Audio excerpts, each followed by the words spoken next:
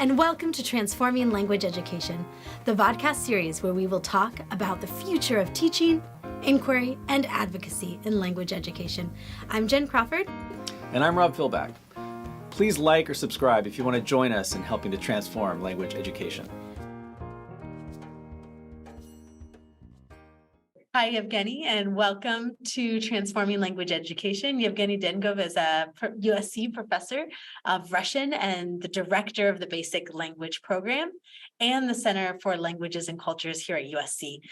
Evgeny, a colleague of mine once said the best language textbook they ever saw that they found to be the most meaningful and authentic and engaging was one that you had written for Russian basic language textbook. Could you share a little bit of insights for those of us who are working on curriculum and textbook design for world languages? What are some of those? What's the secret sauce? How did you make such an incredibly engaging book, or several series of books, rather?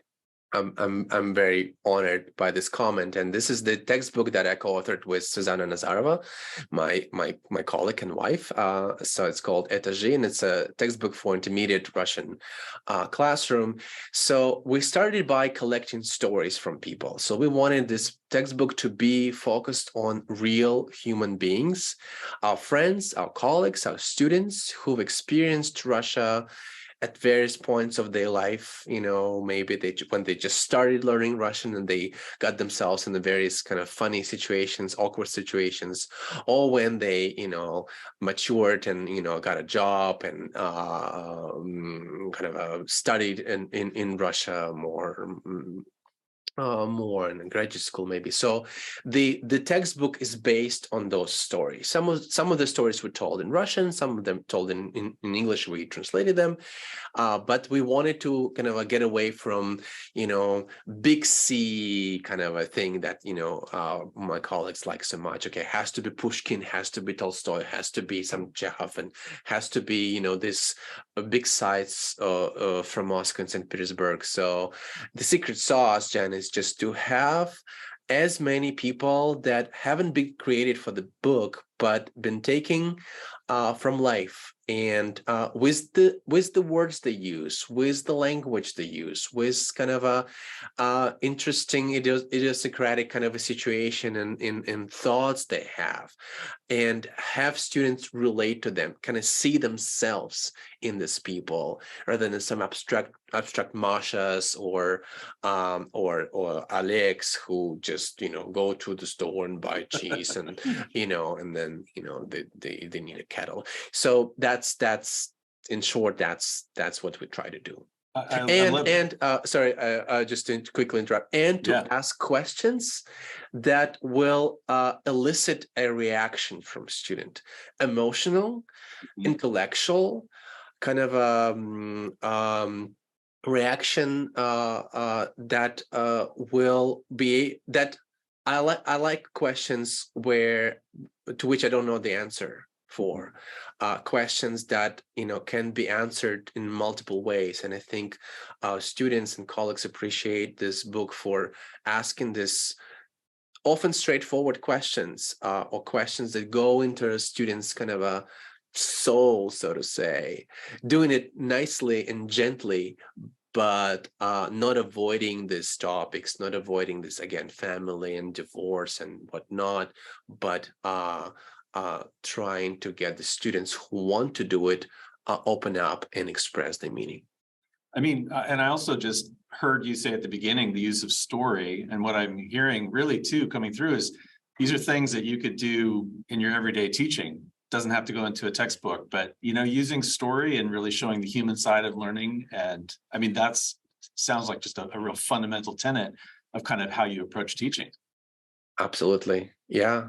Sometimes I just, open Facebook and a post by my friend or colleague, becomes the text for my class. Or when the war with Ukraine started, I was exchanging messages with my former classmate who was pretty much pro-war. And, I spent the whole morning trying to argue with him. And, I think I failed, but I brought this printouts from my WhatsApp to my class and say, hey, Fascinating. this is the real person I know.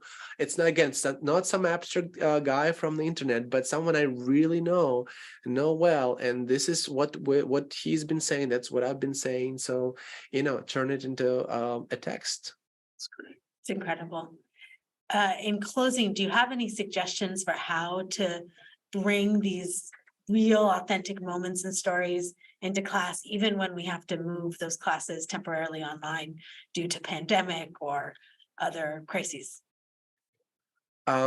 That's a good question. Well, collecting this story, I think you should collect the stories at every convenient situation, and have person record them for you. If you met someone, someone older, someone younger, someone same age, that doesn't matter. But if they have a story of something interesting, or anything they can share about themselves, every person is interesting. And it was a revelation for me when one student said, oh, you are what did they say? They said something to the fact that so and so was the first real Russian person we talked to, other than you. That was the first real person. Like, oh, my students don't get access to real Russians. So, and they are, fascinated, and so it's so exciting for them to talk. Just have a simple conversation about with that person about anything.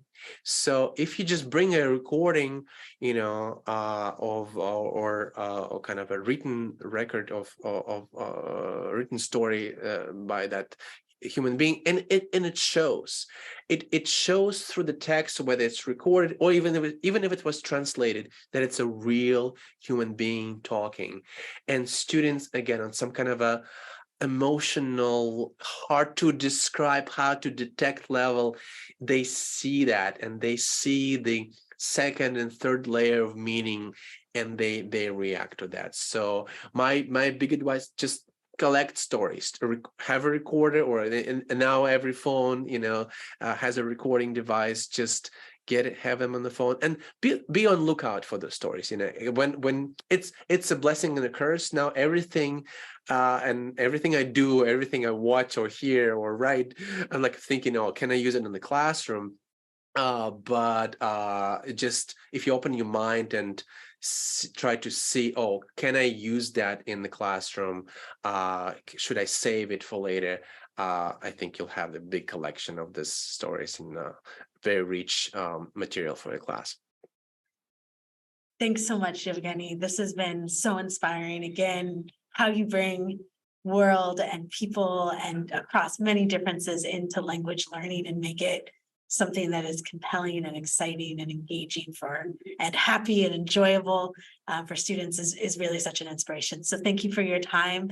I'm Jen. I'm Rob. This is Transforming Language Education. Thanks for listening. And Evgeny, thank you so much for your time. It's been great. Thank you. It's been a pleasure. Thanks. All right.